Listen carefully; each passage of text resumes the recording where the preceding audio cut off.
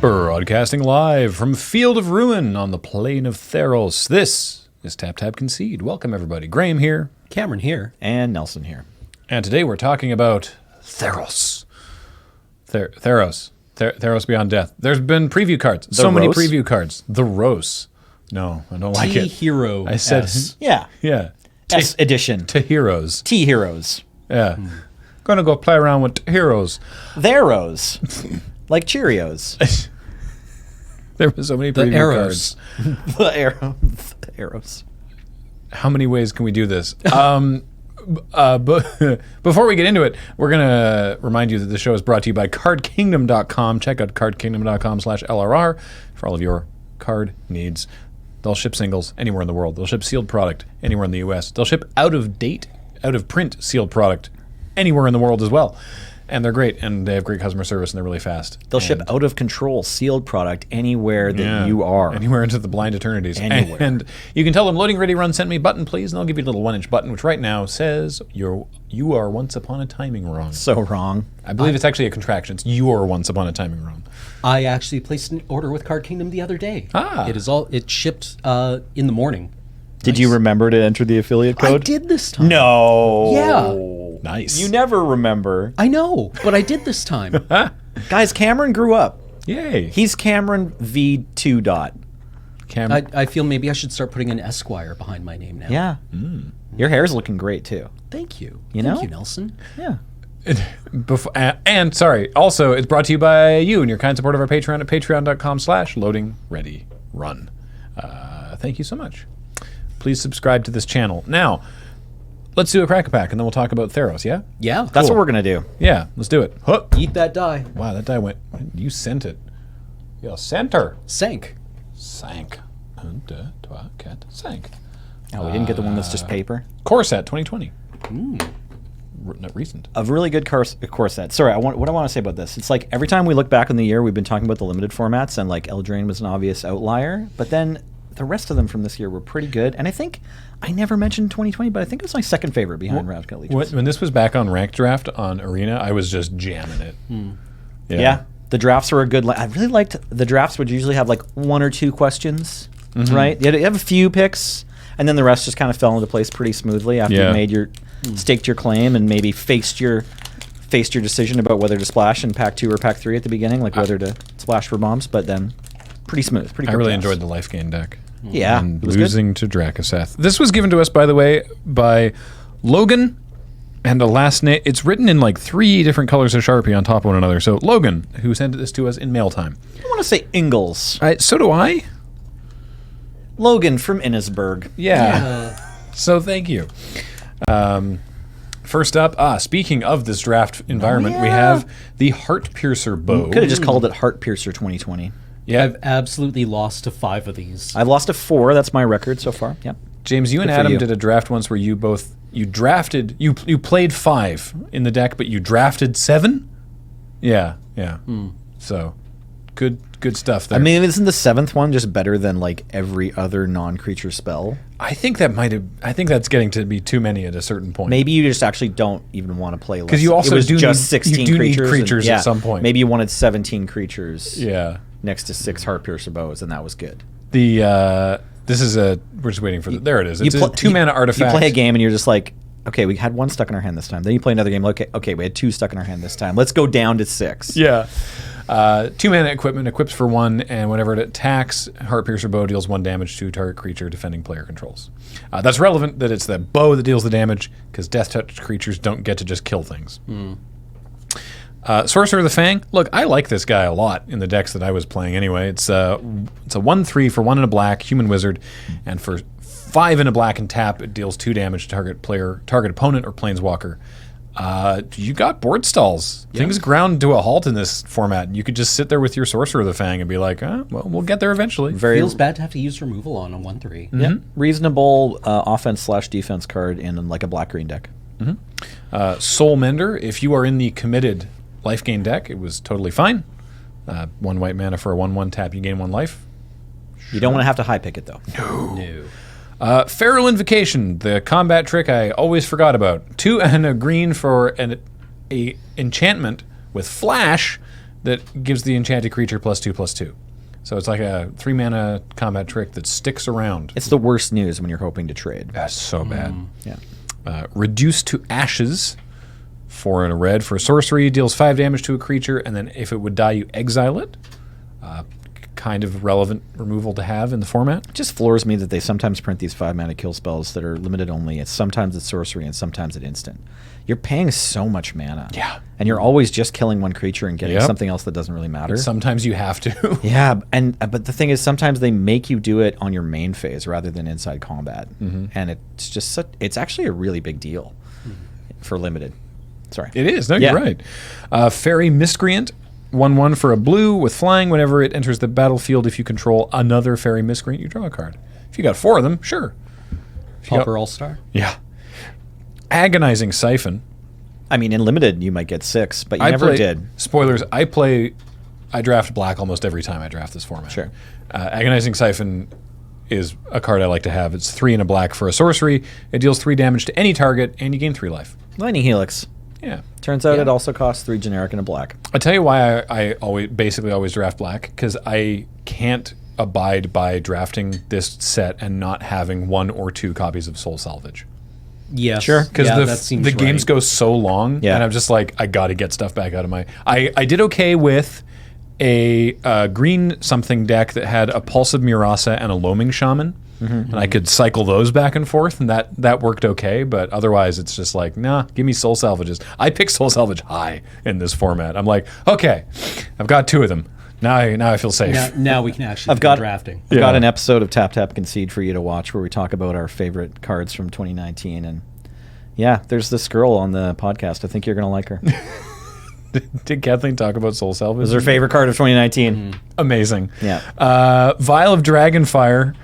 I honestly haven't Woman. watched that episode. She's a woman. I Shouldn't haven't call it. even watched that episode. Couldn't and help love it. I that. just like went into like we're writing a romantic comedy. I'm like, that's one Yeah. of those things they do. And I gotta introduce you to. Stop doing. I gotta stop saying girl. I think she's seeing somebody, but Yeah. 2 mana Somebody. for an artifact, Vial of Dragonfire, and 2 and tap and sack it, deals 2 damage to target creature. Vial of Dragonfire and Heartpiercer Bow were not nearly as good in their original format as they were in this format, which was actually quite good. I want to disagree. I think Violet Dragonfire is actually worse in this one. Well, it doesn't have morphs to hit. That's true. Yeah. Yeah. But because the bow is so good, the Tinkerer guy gets better, which Yeah. kind of makes it about even. Yeah. But oh my God, Heartpiercer. What was it about Fate Reforged?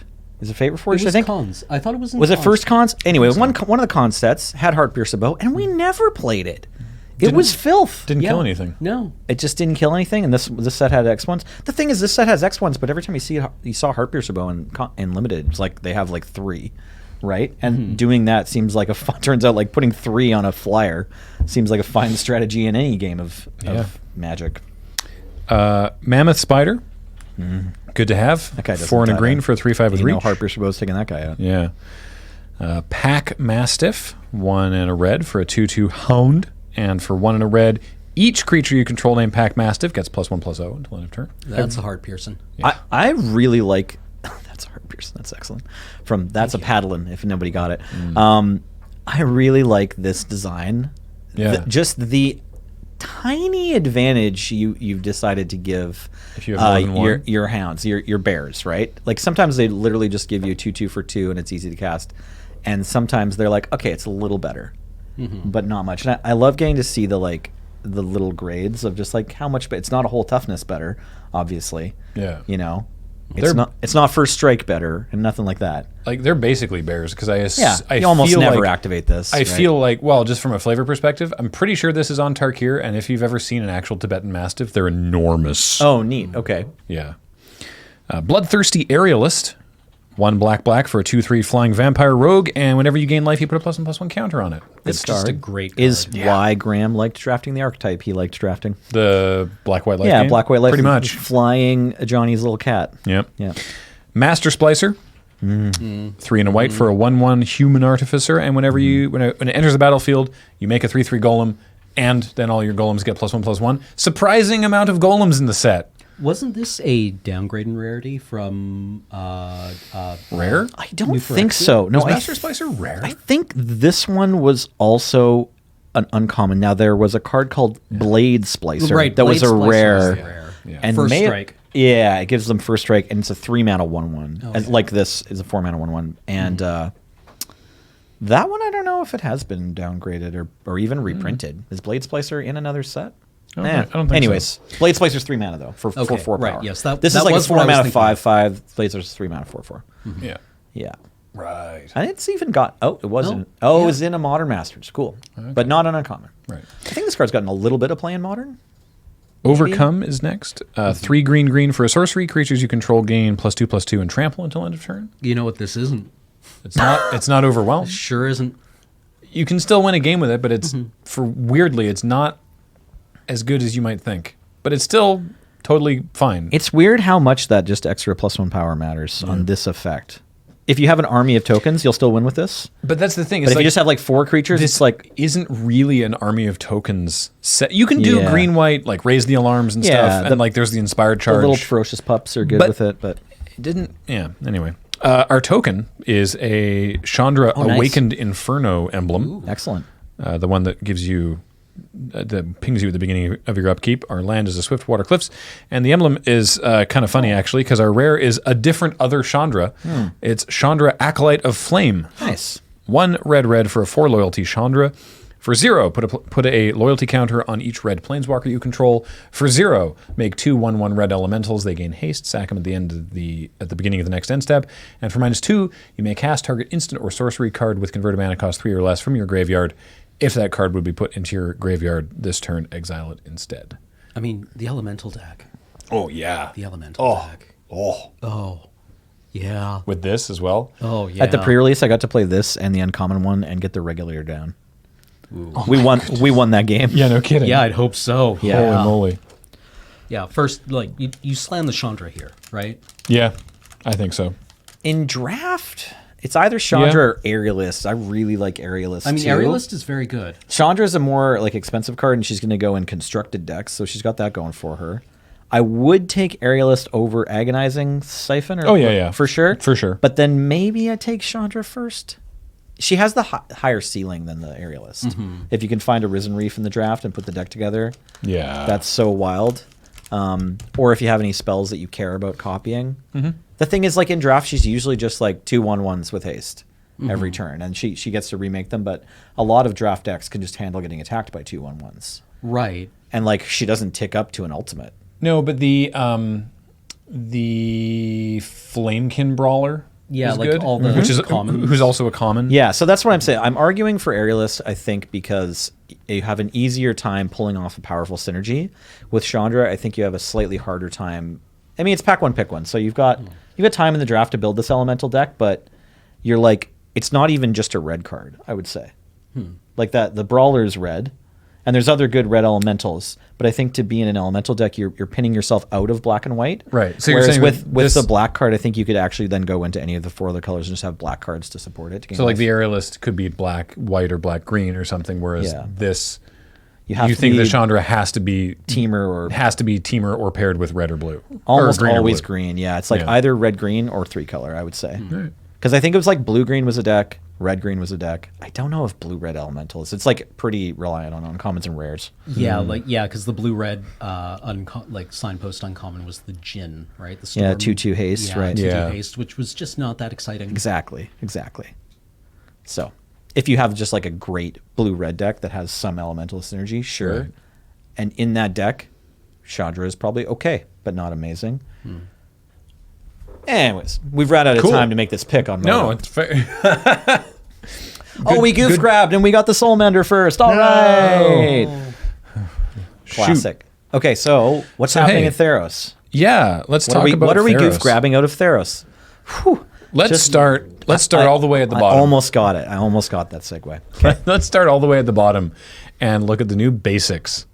Again? All Okay. right. Yeah. Oh, did we already talk about them? No, I've just No. seen them once. Oh, okay. Sorry. You've only looked at them once? Yeah, no, I'm sorry. I'm just not high on them. Oh, Yeah. okay. I'm Go for ahead. 'em. You for 'em? Okay, great. It I'm depends for on 'em. how much you like Pokemon, I guess. Oh. What's that? They do. Dang. I'm just saying they do look like Pokemon energy cards. Right. Like like a lot. They look awesome. I like them. I think they're sweet. I think Sam Burley did a great job here evoking what is it, the Eagle Nebula, that one Hubble. Oh yeah, Hubble photograph in the late '90s, like kind of the iconic Hubble photograph with just the darkness of the nebula, and then I like them. I like them. The art is obviously fantastic. Like they're very pretty.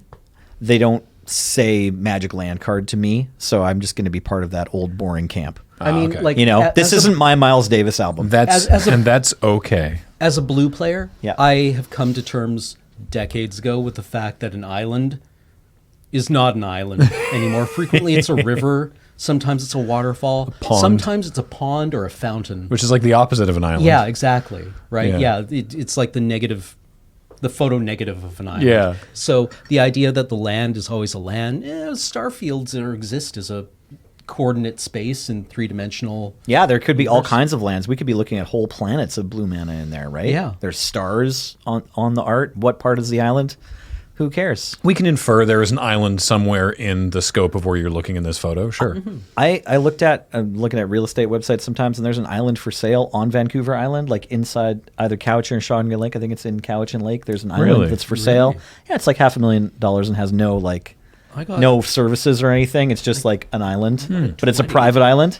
Yeah. Can we send a hat around? But the reason I bring that up is may have I'm a crack wondering at this. if anyone knows what that's called, and if there isn't already a special name for an island that's on another island. I think there should be. Oh yeah. Like a Corona meta or something. island. I don't know. Something like that. An island in a lake on an island. Yeah. Right. Yeah. Anyways, On a planet that is heading to the stars. what do you think of these lands? I think they look sweet, and I Okay. think that people are going to think that they look sweet or think that they're not cool, and that's fine. Everybody can have their opinion about it. I think I'm going to use Theros as my opportunity to try and grab up whatever other full art lands are coming out of people's decks. That's my plan. Like, you got some unstables you don't need anymore now? Yeah. I've got these. They came in my Theros packs. How about them Veronic Mignot mountains, those full art Zendikars? Sure. That I don't foil? have enough of those yet. Yeah. That's yeah. Cam's favorite. I know that. Yeah. I mean, You're not the only one. yeah, if you were to compare this island, Sam Burley's Theros Beyond Death Island, to my Veronic Mignot Zendikar Island, I don't know. All right. Yeah, Okay. I mean, like it's. Do you have that one handy, James? My trade binder is open to you. Yeah. But it's full of Theros lands. I need to get the foils. I think I need to get the foils. I haven't thought about how cool these are going to look foil yet, so I might have to eat my These- I think the These super may high look- contrast. These may look rad. Yeah, they Like might. the super high contrast between the light and dark areas. Yeah, I might have to That's gonna get foil nicely. I might have to get a few just to hold in my hands while my Yes, that opponents are one. comboing off. I just really mainly appreciate her use of color here, contrasting color, like the orange in the island and the blue in the mountain. That's real good. Someone made a post. I'm sure lots of people have thought of it, but these lands as mana symbol markers for Storm players Oh yeah. are like that's going to be somewhat useful. Just get out the scissors. I have my own already that are fine, but these mean, are probably prettier. Doesn't And I'm not going to play them in my deck, so it won't be too confusing. doesn't Wheeler literally already use the Pokemon energy? Yeah, those are fine too. Which I mean, Yeah, he's again, not the only one too. Yeah, Like again, they look similar enough. yeah, exactly. I mean, I just mainly appreciate the conceit that Storm will continue to exist as a deck that we'll need counters for. Right. I mean, holding out hope. Are you, Storm's alive in 2020, baby, in Modern. Yeah. Yeah, there you go. Woof. Yeah, there you go, Cam. Yeah, basically the same thing, right? It's identical. I can't tell that these are the same picture. These are the same picture. It was a trick. The Why is pictures are the same. Why is the water ball in a different part of the image than the electric ball? Okay, that's just a badly formatted image. I really want to believe that Pokemon card formatted that way saw print. Which one's that? Yeah, I don't even know. What's the Is that? Is I've that never played this fairy? game. What's the purpley one? I guess it's meant to be. Is it heart? No. Well, no, fairy's usually more of a. Look, I only started playing Pokemon with Go, and I'm working my way through. Yeah, I'm I'm playing Sword. I have to look up the weaknesses all the time, so that I'm also a Penelope fake doesn't see me Pokemon. lose. Yeah. Oh God. Yeah. No, you Strength. can't lose. It's just like high school. You got to just stay one step ahead of the workbook, right? Yeah. Or one week ahead. Yeah, see, it's the same. Yeah, same thing. there Exactly you the go. same thing. Should we talk about, since I think we've seen most of them now, should we go from the bottom to the top? Should we talk about the Pantheon? Yeah, Okay. let's. Because at time of recording, Thassa was just spoiled today. Reminder, Xenagos is dead. Yes. Yes. If you were with us on Theros last time, But if Xenagos is dead, who's the new there's a hole in the red-green. who's the new spot. red-green god? Let's Yeah. start with her. Because, of course, there's only one set of Theros now. This is the Theros We're set. going to get all the so Theros cards. we've got, if there's a god that's still around, they're in this set. Yep. Including Heliod, who I thought was dead, but Are we going to get all of the? Are we going to get all 10 of the shared color gods? I don't think. I thought Maro has said surely that it not, doesn't work. right? That's so many mythics. Yeah. Right? I remember somebody telling me that Maro has said, no, it just doesn't work. And I believe him. So yeah, here's Heliod, sun crowned, back at it again at the Krispy Kreme. He's a 5/5 legendary enchantment creature god for 2 and a white, indestructible. As long as your devotion to white is less than 5, Heliod isn't a creature, so they operate mechanically very similar to how they did before. Whenever you gain life, you put a +1/+1 counter on target creature or enchantment you control. I like that, so you can pump up Heliod even if he's not a creature. Goes infinite with kitchen finks and a sack outlet. Yeah. Oh, yeah, right. And Also then go ahead. Oh, let me just finish off. Yeah. Heliod, for 1 and a white, another target creature gains lifelink until end of turn. So, yes, you were saying. Also goes Popping infinite off. with Walking Ballista Yep. and activating the activated ability. Oh, my goodness, yeah. You have to have a 2/2 Walking Ballista. Yep. Right. So that's 4 mana. So you Helia costs 3, and then there's give the 2 Walking to- Ballista lifelink, Yeah. and you remove a Ping it counter, once, and then you get gain a life, counter. so then you put a counter on it, so then Yeah. okay. Yeah. So there'll be some people doing that in some modern games. Pioneer In too, Pioneer, I I guess. think, yeah. Pioneer. Yeah. Well, maybe both.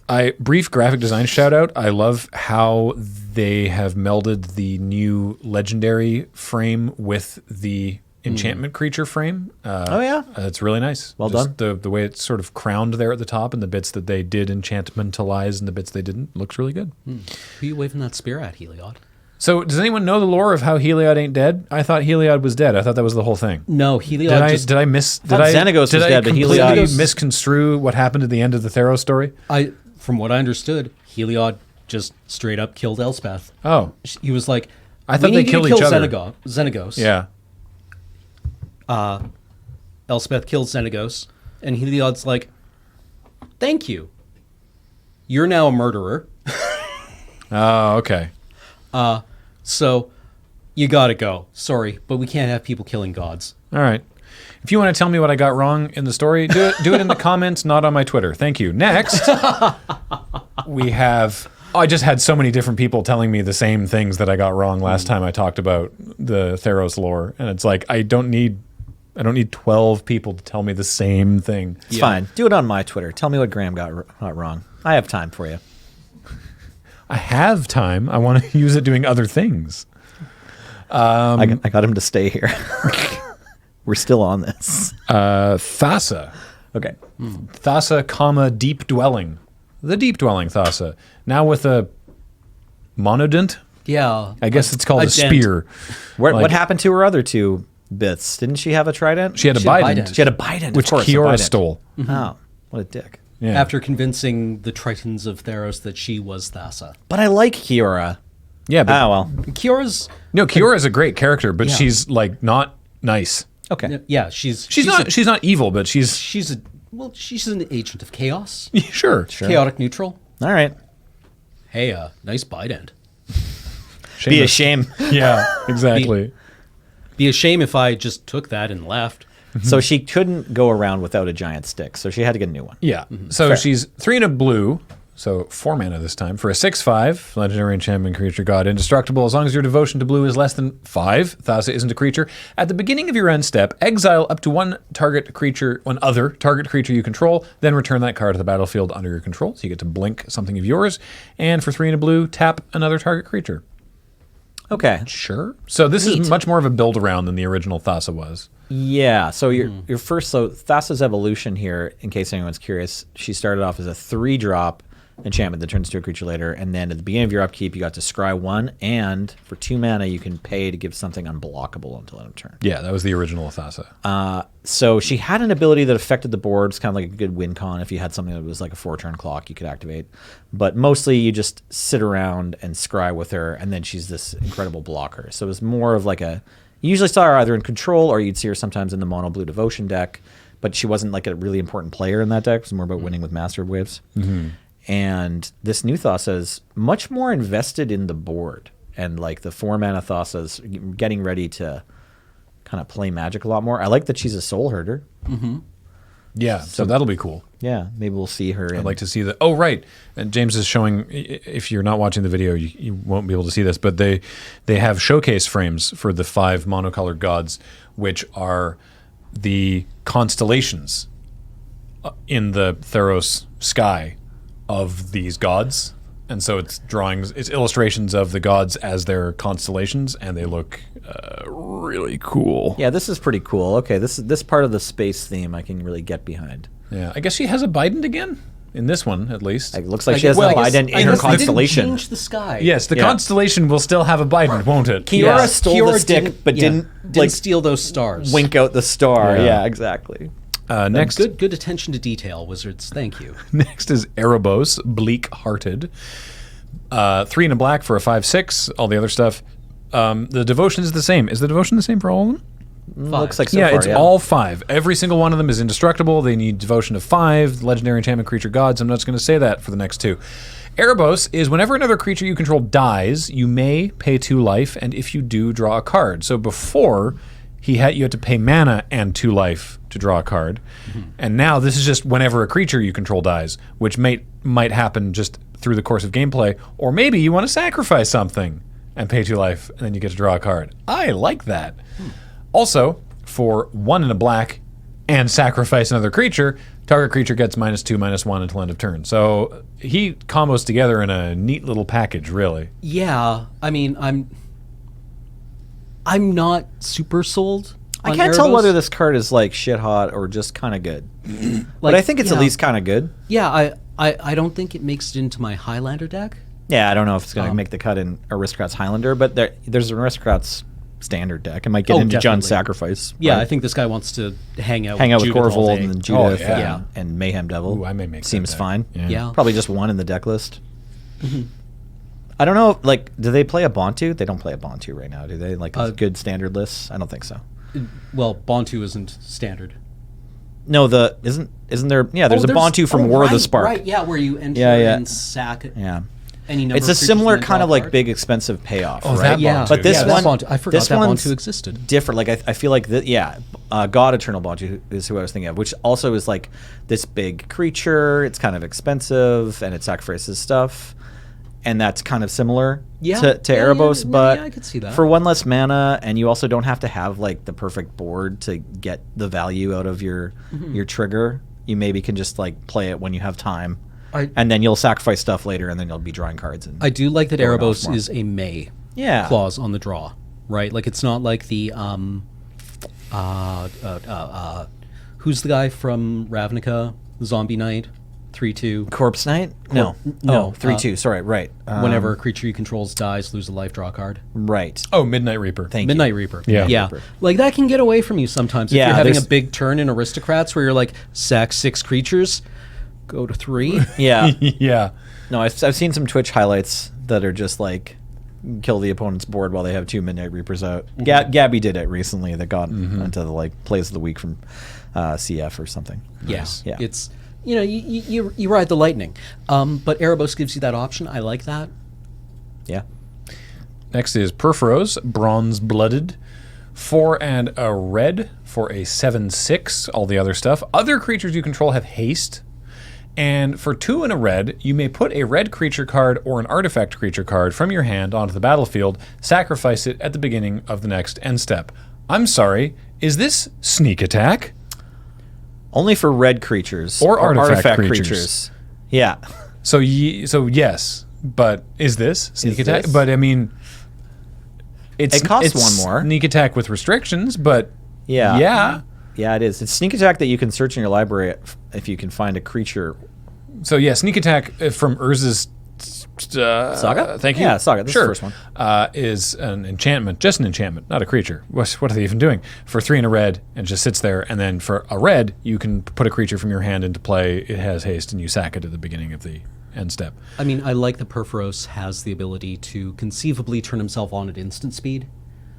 I like that you can put it into a deck that wants to reanimate creatures, because then if they're in your hand, you can sneak attack them.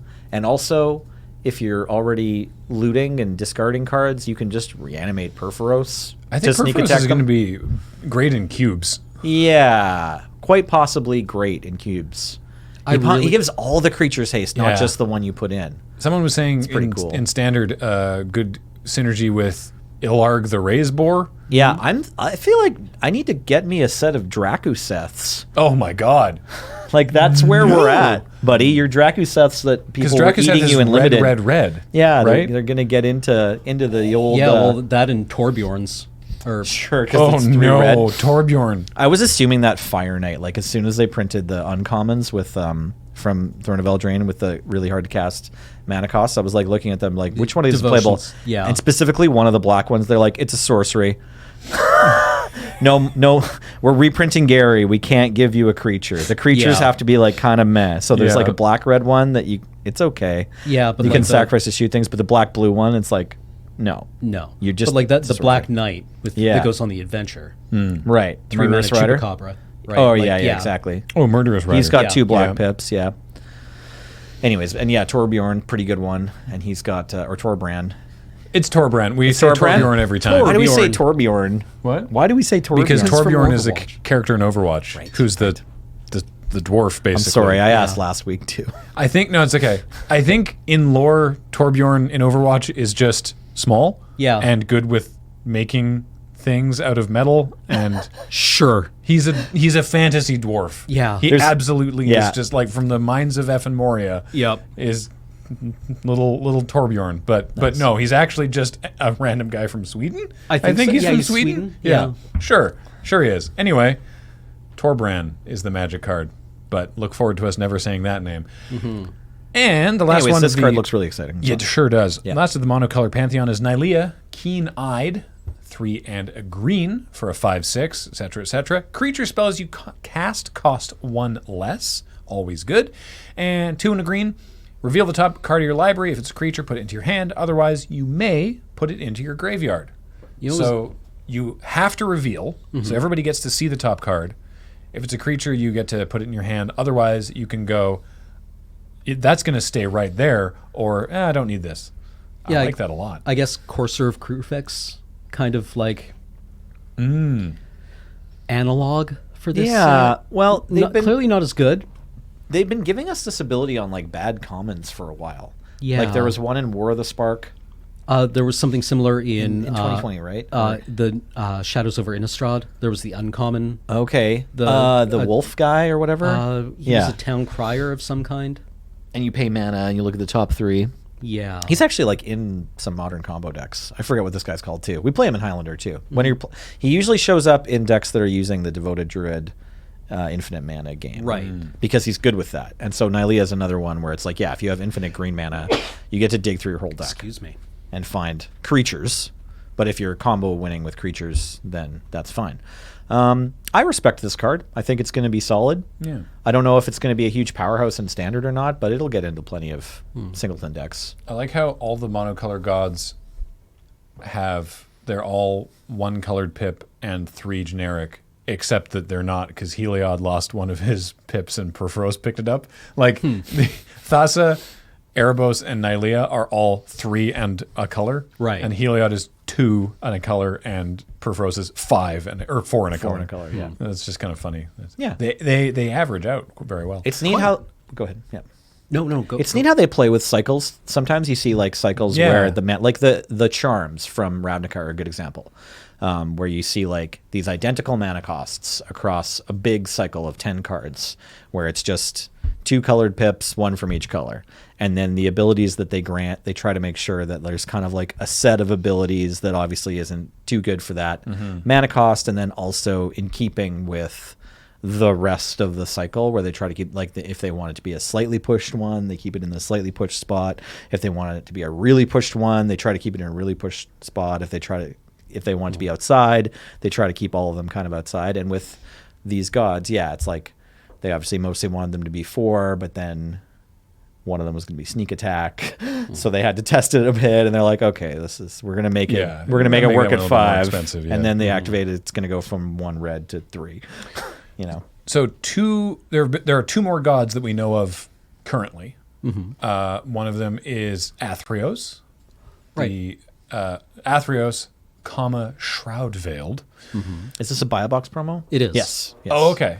So this one's not in the set. It says right there, actually. Yeah, buy a box. I did not realize that. Well, because it was spoiled really early. So Okay. I remembered that one of the early spoilers was a buy a box. so 4 white black, 6 mana for a 4/7, and much like before with the dual colored gods, it's Athreos is as long as your devotion to white and black is less than 7, Athreos isn't a creature, which I believe is how they were before. At the beginning of your end step, put a coin counter on another target creature. Whenever a creature with a coin counter on it dies or is put into exile, return that card to the battlefield under your control. So that's neat. You get to sort of be like, I'll get you eventually. Yep. Put coins on all your opponent's creatures. Everyone's got a cross. Yeah. So I'm really happy with this, I want to say, as a buy a box promo. I do not suspect that it's going to get banned from Standard. Yeah. Yeah. Like Nexus of Fate. I'm willing. Yeah, I would. I'd be willing to gamble on that. I don't suspect that's going to happen. Furthermore, I think the target audience is certainly Commander.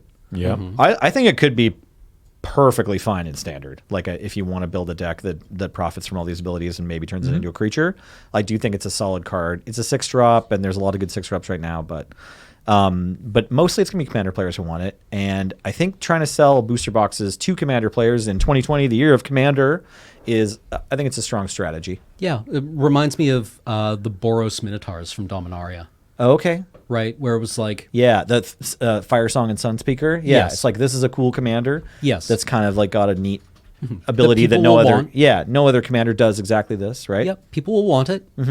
It's not. No you're one not ever s- played it in Standard. Yeah, you don't at need all. 4-ofs, Right. right? I think that's where buy a box promos can happily sit. Right. Just not needing 4 of. That's great. Yeah. So good job on that one.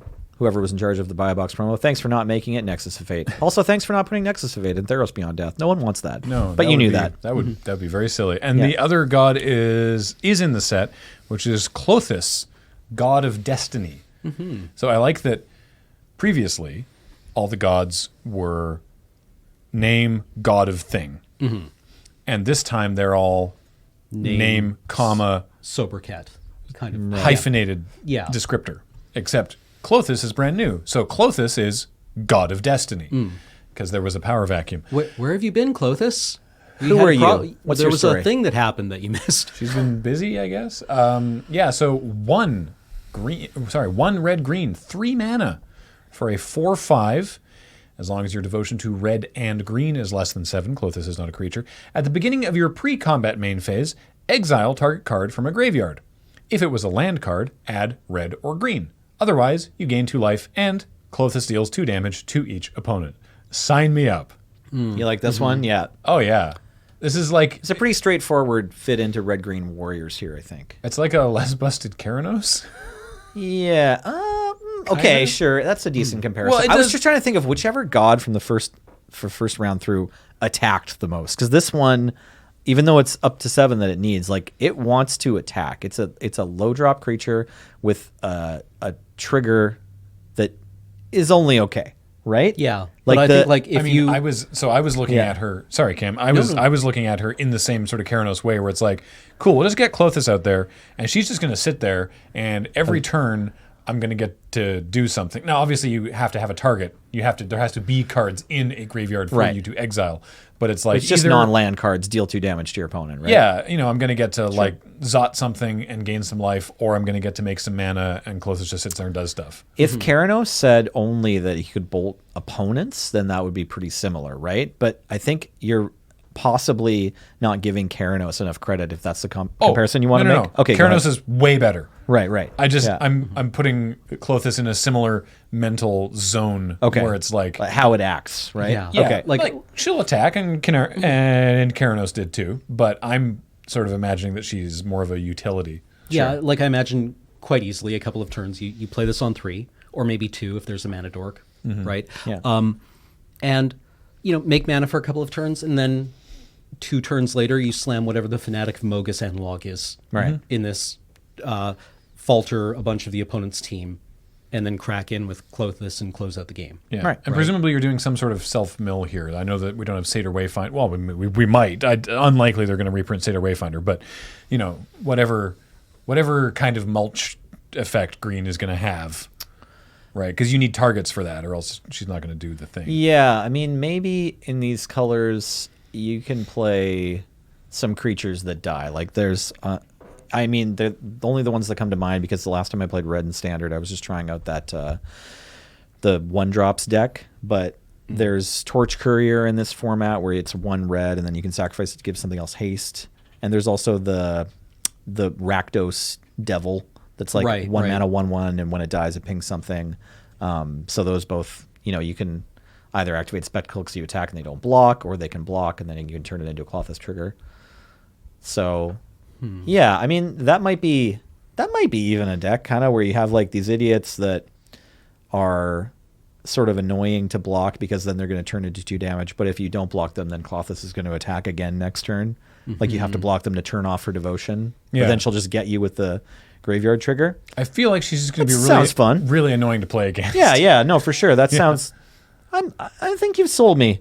Yeah, I think I've come around. I'm like bad Keranos, and you just have to be in the right archetype where the rest of your cards are doing lots of pressure. The minute you said Keranos, my mind immediately went to just like, this is a blue card in a Highlander deck, and it's like, yeah, it has a red pip, but then you just like put it on the board after you've got enough mana to protect casting it, right? And then you just like sit behind it, deal with all their stuff, and then you win like 8 turns later. But this is different. Yeah. And that's all the gods that we have currently. Do you think they'll print another one? Because Klothys takes the spot of the only previously killed on Theros god. So maybe they just wanted to update the monocolored ones. I don't think we see any of the other gods. I think Maybe I think the design space would be more interesting used on other things. It makes a lot more sense now that I know that Athreos is a buy a box promo. That it's like, here's the 5 monocolored, like the head gods, and the one sub team god that you're curious about because that's the one that is missing, and assume the other 9 are still around. How about then it's like, oh, also here's one of them as a buy box promo. How about this long shot called it? Okay, let's see if during the course of the year, including all the supplemental product for Theros and the other supplemental, big commander products, because gods are popular in Commander, pretty popular. We see the other 9 gods throughout the year. Yeah, they may or may not be legal in Standard because with Brawl decks. Yeah, I would be surprised to see actually now that you say that Keranos not be show up in some form in the Commander set. That makes sense. Yeah. Very popular commander. Yeah, right? exactly. Yeah, I think that's a solid... Locust God showed up, ate his lunch, so Keranos has got to come back now. That's a solid prediction. Gavin, if you haven't thought of it already, better hurry. Got your back, buddy. Is there anything else? Big brain plays. Stop the presses. Is there any others that we want to talk about? Because we're just 45 minutes into the podcast. I want to just at least give a shout out to Woe Strider. James wants to talk about Gary. Gary's back. Oh yeah, right. Okay, this was a Christmas present. They spoiled this on Christmas. Did we see what Gary had in his bags before? Ooh, great question. Old printing Gary. I thought he had urns. I thought it was barrels. Gold. I'm pretty sure it was gold. Bags of gold. Okay. Oh yeah, it is. Coins. The coins are falling out of the bag. I guess I just didn't really appreciate it before because that's got to be heavy. Like Gary lifts. Oh yeah, Gary lifts. Gary carries games on his back. Yeah, like whole. Yeah. Upshifted to uncommon. Thank goodness. You. Yeah. But I'm really happy to see Grey Merchant of Asphodel back, and I'm just glad that Devotion is back. This deck was actually so much fun to draft. Yes, it was. Honestly, like when you're mono black Devotion and limited, like your deck wasn't even necessarily good, but it was fun to draft because like the good deck was blue white heroic, right? Yeah, Who's with me? Yeah, Yeah. Red white heroic also the good. hoplite. Red white was okay. You just in wanted blue that white was 3-mana so good. 2/2 flyer that I had Well, to and last also the pick out of ordeals. Master's Draft. That yeah. hoplite was busted. Yeah. Also, 1 mana for a 1/2. Oh, that one was, if you had the actual good version of the deck, Yeah. it was like constructed and you just played that on one and just got in with it every single turn. 'Cause the and then, ordeals, yeah. And then by the time they were ready to chump block it, wham, the blue enchant creature that just makes it unblockable. Yeah. Right? God's willing, yeah. Yeah. Did you ever have the experience where somebody's like creature, white ordeal, green ordeal, Oh my God. and they're just like scoop, I guess. Yeah. I did, Game- yeah. yeah. It's like turn 3 and they're attacking for 9 and they like bolted Like- your guy or whatever. Yeah, and they're on they 7 ramped. lands. Yeah, they ramped. Yeah. I love heroic. I think it's a great mechanic. I'm not sad it's not back. No, me neither. Although now that we've done this, I just want to flashback draft Theros, but hopefully we can do that later. Yeah. Hey, best thing about Flashback Theros, what are you going to do with the rest of your day, right? Rest of your lunch Yeah, break. You got exactly. 45 minutes That's left. your lunch break. What do you? Okay. What's jumped out to you so far, Nelson? I'm barely caught up. Sorry. Oh, it's okay. Yeah, it's okay. I mostly haven't seen anything more than the ones we've seen just now. There's sagas. Yeah, I was going to say Sagas sagas are are really back. great. Yeah. Okay. I love the design space of Sagas. Right. So we talked about the Acron War a bit. Oh, right. Sorry. No, I remember. There's a 2-mana flash draw card spell. That one did pop up to me, and I think it's exciting. I also, Omen of the Sea. Omen of the Sea. So I think this one's good. This is a 2-mana preordain with flash, which is a big deal. So it's 1 and a blue for an enchantment. Yes. But it has flash. ETB, scry 2, then draw a card, and then 2 and a blue and sack it to scry 2. Yeah, You know, it'd be really good with Thassa. Oh, yeah. some enchantments that sit around and pump your devotion and also draw you cards. How about preordain every turn? Now she only exiles and brings back creatures, right? Is it any permanent It's creatures or enchantments. or enchantments? I'm confident it's Let's creatures draw or cards enchantments. every turn with Thassa. No, Thank you. it's creatures. All right. No. He was confident. Everybody, you all heard the confidence. But anyways, that Heliod lets you put counters on a creature or enchantment. They saw it. Wizards caught it. Omen of the Sea, though, I think very strong card. It's dare you play possibly, design. honestly, it's possibly among the contenders for good draw cards spells in Pioneer. It has flash, so if you're trying to build like a blue-white control deck that draws cards at the end of your opponent's turn, or a black-blue control deck or a blue-red control deck that a lot of has this scry, flash. too. Yeah, it's got an activated ability that I don't even know if we mentioned, but you can sacrifice it in case you need cards in your graveyard for your Klothys or something, and you can scry too, which is not as good as draw a card, but still relevant, especially late game. And in case it isn't obvious, you're just like listening to us talk and you don't play a ton of Magic, you can also do that sacrifice thing at the end of your opponent's turn. So there's a cycle. I like this card a lot. There's a cycle of omens, by the way, and Okay. they all have 2 and the color and sack them to scry 2. It's Oh, every neat. one Okay. of them scries 2. I guess that's the Omen part. Yeah. It's So neat that this part just does it twice. the Omen of the Sun is 2 and a white enchantment with flash. You get 2/1/1 humans, and then you gain 2 life. The red one, Omen of the Forge, is 1 and a red enchantment with flash. ETB deals 2 damage to any target. And I don't know if the other ones have been previewed yet. But These are commons. seems pretty likely that they'll follow the same sort of These might be pauper playable. Yeah, like they This one actually might remind be. me a lot of the seals. Yeah. Well, except the seals were like sacrificed to do the thing. This is like ETB to do the thing, and then you can also trash describe. But I'm thinking about like which one of these is worth returning to your hand with a core Skyfisher. And I think the Omen of the Sea is like you're just getting more value out of it than you do out of returning a golden egg, because that's just draw a card, and then every now and then in like Boros or Kuldotha Jeskai or whatever it's called, you return. Or you play an egg and then you actually crack it for what it's supposed to do. But usually this is still on the table and then you like put them back in your hand with your Skyfishers. Yeah. And then you draw a card with them. Core But Skyfisher, this what a is great card. But this is better. The trigger's better than draw a card because you scry 2 first. So it's possible to see some of this card get played in Pauper. I go want to ahead. briefly talk about Arasta of the Endless Web. Yeah. Hey, what Legendary creatures. What mono green tribe do I want to make a commander deck with now? Spiders. Yay, spiders. Now, not the only legendary spider, but a very good one. So Arasta of the Endless Web, something out of Dark Souls over here. 2 green for a 3/5 legendary enchantment creature spider. It has reach, cool. So it's cheaper mammoth spider. All right. Whenever an opponent casts an instant or sorcery spell, You make a 1/2 green spider with reach. Oh boy. Oh boy, oh boy, oh So it's boy. kind of like a cool Punisher mechanic. Yeah. But it's strapped on a better giant spider who's legendary to begin with. This is like the closest to giant spider, just itself being legendary. that we've Rest in seen, I peace, think. Murmuring Scholar.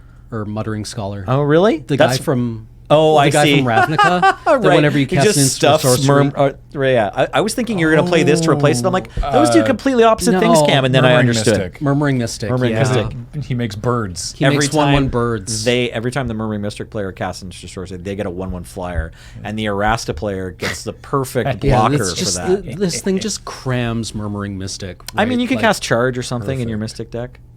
Get an emblem, get an Her enchantment. webs, Awesome. it's all spun ruined. from It's her all own ruined. hair, It's all reach over. from Nyx to the mortal world and even into the underworld.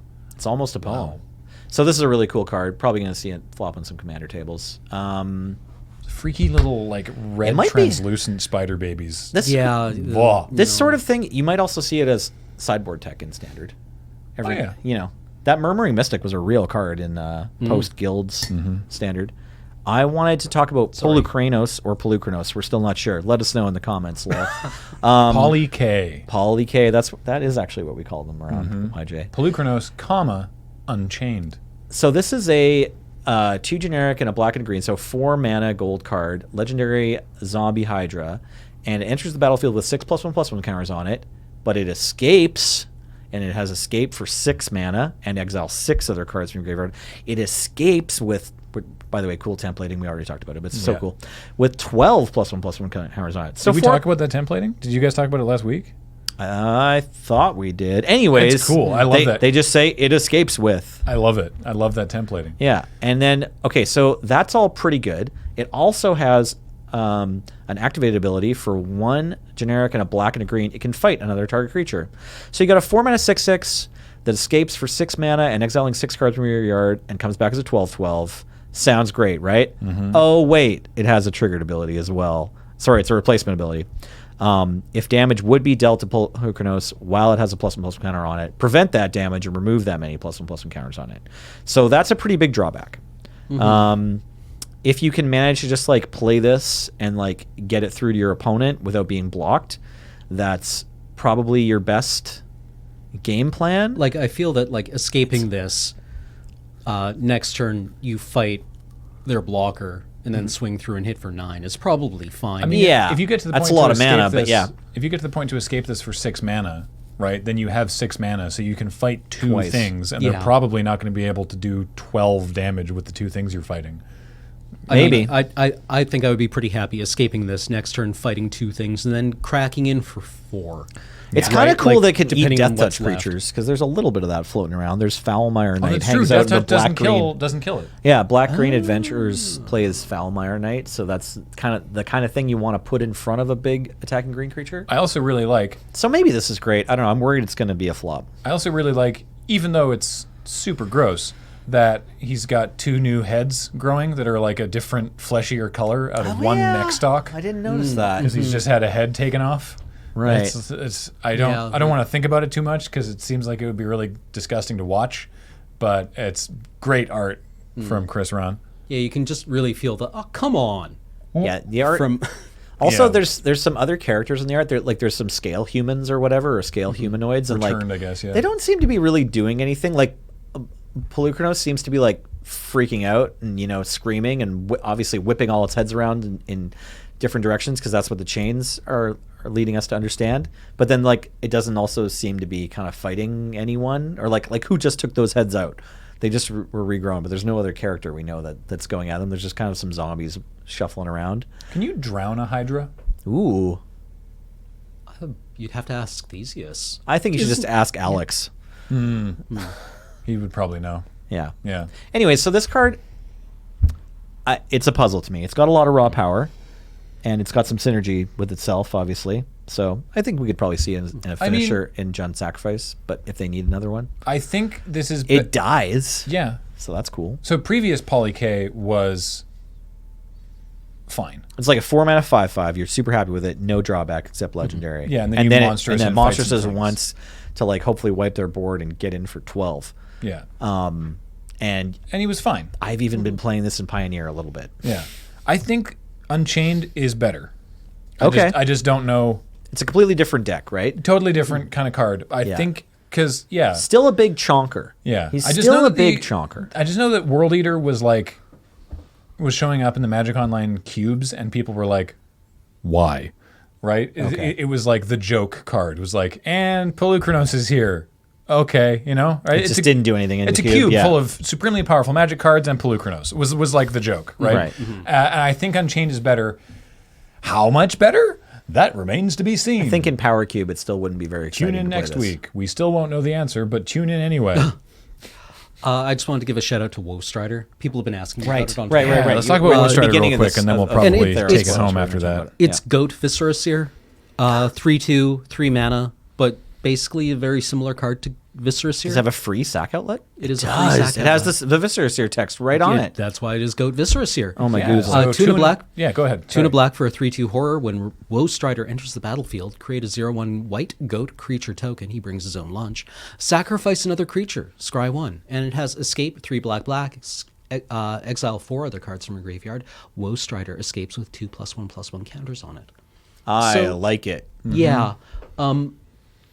3 mana is currently a very hotly contested spot in my In the Aristocrats build. in the Aristocrats build. Highlander But- Aristocrats we're talking about now. Yeah, Highlander Aristocrats. Free sack outlets are good.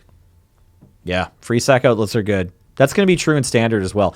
That last card we were talking about, Erebos, I was thinking, or even also Polukranos, I was thinking maybe these get into Gen Sacrifice or Black Gene Sacrifice. This one I think probably definitely gets in. With Erebos, right? Scry 1, stack the triggers, sacrifice Torch Fiend, ping something. Scry 1, draw the card with Erebos, Right. right? Like that Very seems powerful synergy. Yeah, that seems fine.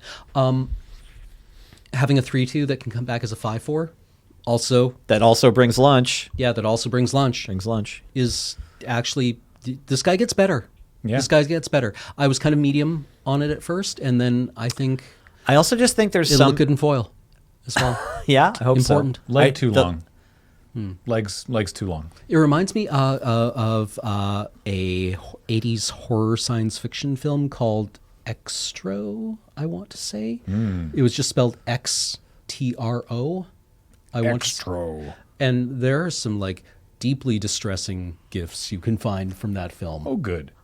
I'll look for it later. Yeah, that It's evoke this not for me. entirely clear what sort of creature this is. Like we have a bit of a humanoid body, but I just realized you mentioned legs too long. It's yeah, those are like animal legs. Yeah. Yeah, they've That's got why it's a the- horror. Yeah.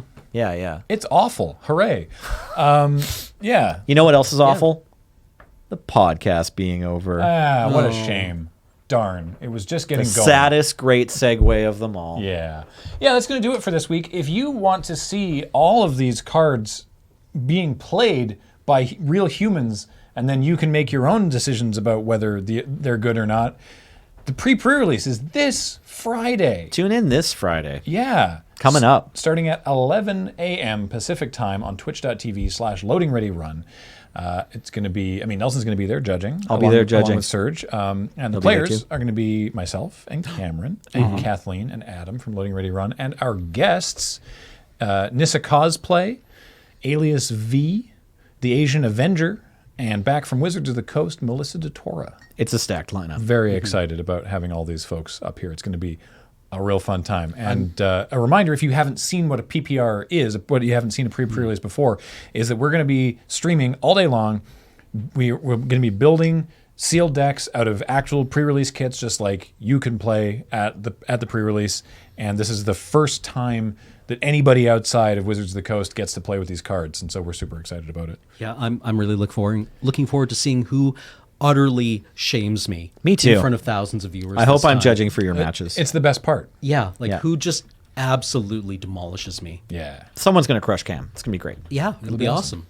Good viewing. I love that we said that at the same time. It was great. Sorry. I like the one Cam and I said it'll be awesome at the same time. I just like that there was the one that you couldn't be at.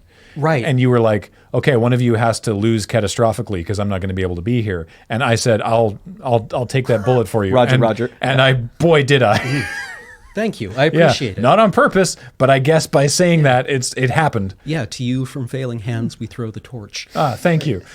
So yeah, check that out this coming Friday on twitch.tv/loadingreadyrun. Follow us here on YouTube if you aren't already. And if you're listening to us on iTunes or Spotify or wherever you get your podcasts, hi, thanks for listening. This show, of course, is brought to you by Card Kingdom. Check out cardkingdom.com/LRR. They are great, and that's why we work with them. Or it is brought to you by you and your kind support of our Patreon at patreon.com/loadingreadyrun. So, until next time, I've been Graham. I've been Nelson. I was Cameron. James was on tech. Heather gets these online. Thank you all for listening, and we will talk to you next time.